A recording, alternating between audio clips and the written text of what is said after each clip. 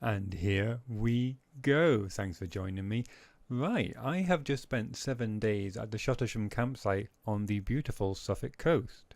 It is a large campsite. There's 50 plots split into 3 sections separated by a tree line.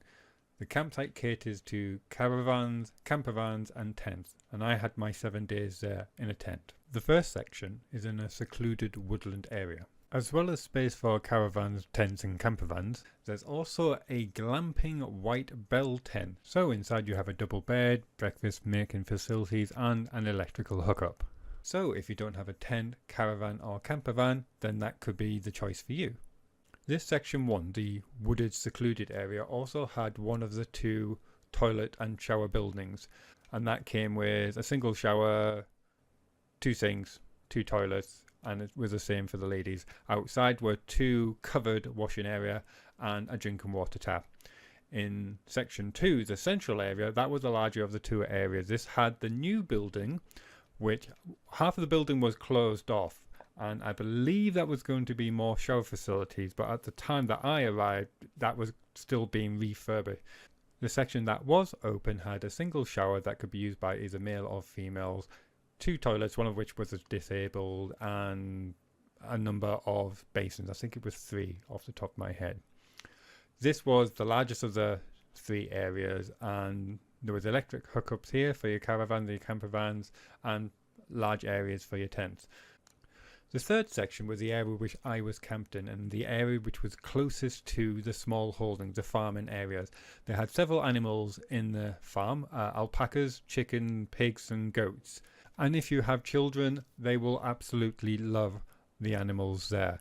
They also, if you're a light sleeper, make a lot of noise, especially the chickens. And when I was there, I quickly got into the habit of going to bed very early because the cockerels would wake you up pretty much at 5:30 every morning.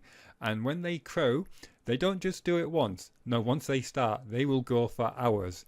So you quickly get into the habit of getting to bed early, waking up early, which, considering the size of the campsite and the fact there's only 1.5 showers per gender, remember the one in the new building is a shared shower, it makes sense to actually get up early if you want to get a shower before everyone else.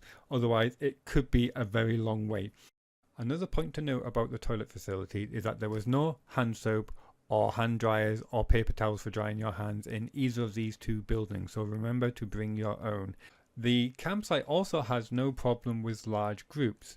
When I was there Monday to Thursday, the place was practically deserted, but as soon as it got to Friday, Saturday, Sunday, then the place quickly filled up. To the left of me, there was one group that took up 6 plots. To the right, there was another group that took up 5 plots.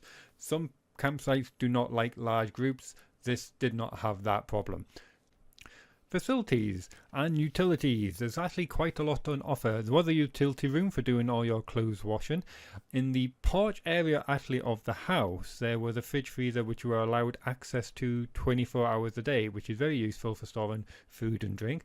There was also a tumble dryer in this area, and because of the small holding, they also sell their own free-range eggs, sausages, bacon, homemade jams, jellies and chutneys as well. So if you prefer, you can buy your breakfast from them rather than going down to the local spa. Dogs are permitted on the campsite, and you're also allowed to have barbecues and fires on the campsite. They actually sold, rented fire pits and firewood for you to use, and because Suffolk is so flat, you get large horizons which make it ideal for staying up late at night and doing stargazing. The campsite also has internet access. It was a bit flaky sometimes, but 90% of the time it was okay to use. The location of the campsite itself in the Suffolk coast is ideal. It's an hour's drive from Southwold, which is a beautiful piered beach. There is no shortage of pubs and restaurants for having an evening meal. Actually, within walking distance of the campsite is a pub called the Sorrel Horse. They do basic and decent pub meals. You get a decent drink. I would recommend that you make reservations for your meals, and if you're staying around on Sunday for breakfast, make a reservation for breakfast as well, because it is small and places do get filled up very quickly. I hope this short review was of use to you. If it was, please give it a like, please subscribe, and I will see you next time. Until then, take care of yourself, and goodbye for now.